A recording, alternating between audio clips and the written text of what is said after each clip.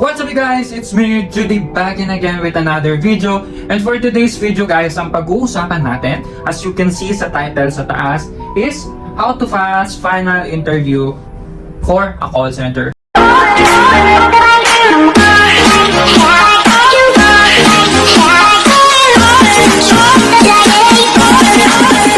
So paano nga ba makapasa sa final interview ng pagiging call center? So, a little background lang guys. I am Judy Jar Icabalfin, and pagka-graduate ko as a senior high school student para makatulong sa family and also for myself as well. Nag-apply ako as a call center kasi malaki yung sahod guys. Hindi naman pagano sa ibang job pero malaki yung sahod niya as a senior high school student, and siya lang yung parang walang discrimination kahit hindi ka graduate, ganun. So, ayun lang. Tip number 2, understand the role truly. So, ano bang ibig sabihin nito? So, what do I mean by this, guys, is alamin natin kung ano ba yung ina-apply natin. Siyempre, mag-research tayo kung ano ba yung role ng pagiging call center, kung ano ba yung ginagawa nila. So, basically, guys, meron different accounts sa pagiging call center, and most of our clients are nasa US. So, English talaga. Kailangan natin mag-English. Ayun. By the time we reach our final interview sa call center, it is important to fully understand the role that we are applying for. Katulad ng sinabi ko kanina, go through the job description again and make sure that we know the key responsibility and expectation as a call center. This helps us to tailor our answer to show that we are the perfect fit for the job. So, alamin natin guys kung ano ba yung job description sa pagiging customer service. Tip number 2, prepare for scenario-based question. So, basically guys, sa final interview, sa experience ko nung in-interview ko, more on situational question. More on scenario-based question, I mean. Like, final interview often involves scenario-based question where the interviewers ask how you would handle specific question or a specific situation, I mean. This question help them to gauge how will you perform on the job. Titignan nila, for example, they might ask you, how would you handle an irate customer who's threatening to cancel their account? So, basically, prepare for this type of question by thinking of real situation from your past experience, or student ka, for example, paano mo i-connect yung irate customer sa school scenario, parang i-connect mo siya. Or if you are new to the industry, think about how would you approach this situation logically and calmly.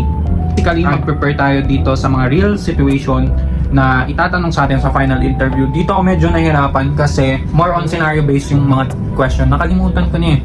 Pero gagawa ko ng other video, final interview question and answer, okay? Tip number 2 is prepare for scenario-based question and how can you relate it sa past experience mo. Tip number 3, show you are a cultural fit. So what do I mean by this? At this stage, interviewers are not just looking for skills.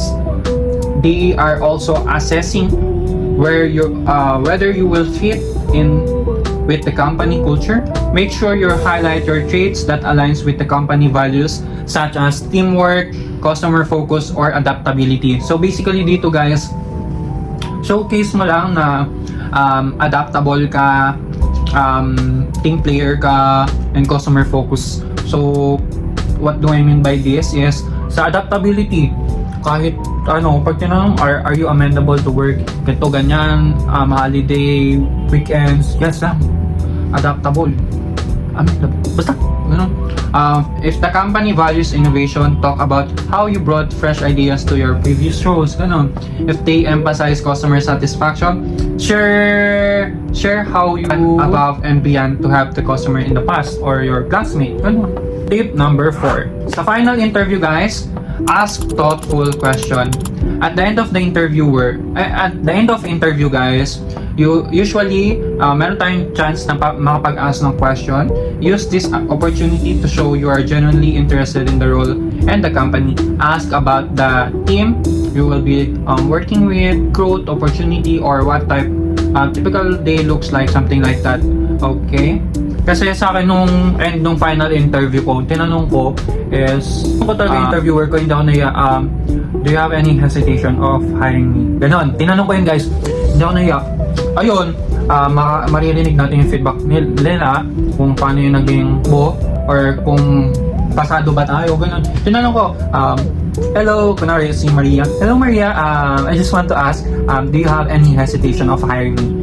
Ayun, tinanong ko yun, hindi ako naiya guys. And luckily guys, sinagot naman niya na, no, I don't have any hesitation of hiring you. Wala siyang hesitation. And parang may kinausap lang siya, tapos binalikan niya ako. And then, ayun, nakatanggap ako ng job offer. So, it means nakapasa ko yung interview. So, huwag kayo mahihiyang magtanong guys sa interviewer after the final interview kung paano, kung kumusta yung naging sagutan mo, what areas to improve of, ganun, kung ano pa yung kailangang i-improve. Huwag kayo mahihiyang guys. Or pwede nyo din tanong yung tinanong ko, Mr. or Miss Interviewer, do you have any hesitation of hiring me? So, ayun guys. Tip number 5. Reaffirm your enthusiasm and fit for the role. Before wrapping up guys, make sure to express your enthusiasm or pagiging totoo mo na for the role as a call center agent. Reaffirm why you are excited to join the company and how your skill and experience make you the ideal candidate. So madami kasing nag-apply as a call center guys. So pakita lang natin na totoo tayo na gusto natin mag-work as a call center. Pakita natin na interesado tayong magka-work as a call center. Kasi mararamdaman naman yun ng recruiters. So, ayun lang naman guys. Ayun yung tip natin kung paano makapasa ng final interview as a call center. Tip number 1, understand the role. Check nyo yung job description. Number 2, prepare for scenario-based question. Number 3, show that you are fit for the role. Number 3 yun ah. Number 4, ask thoughtful question like, do you have any hesitation of hiring me? Ganon. And also, number 5 is reaffirm your enthusiasm and fit for the role. So, ayun lang naman guys. And that's it for today's video on how to pass your final interview as a call center.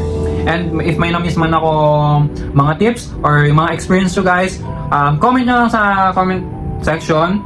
And I hope these tips helps you to feel more confident and preferred sa magiging final interview mo. And I'm rooting for you, okay? If you found this video helpful, don't forget to hit like, share, and subscribe to my YouTube channel. And for more content like this, subscribe na kayo, okay? If you have any question or want to share your own experience, feel free to comment sa comment section. And thank you so much guys for watching. And best of luck with your final interview. And i-claim mo na makakapasa. Okay? See you on the next video. Bye!